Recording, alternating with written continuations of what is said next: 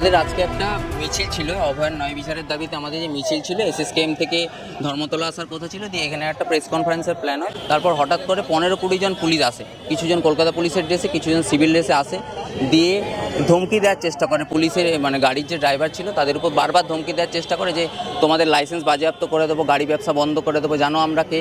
তখন আমার একজন জুনিয়র ছিল, ওকে যখন বলি তুই ভিডিও কর, তখন ওর হাত থেকে ফোনটা ছাড়িয়ে নেওয়া হয়। তারপর আমাকে ফেলে দেওয়া হয়, ফেলে লাথিও মারা হয়। আপনারা দেখতে পাচ্ছেন আজকে আমাদের আন্দোলন এতদিন ধরে চলছে, 50 দিনের বেশি হয়ে গেছে, 55-56 দিন মতো চলছে।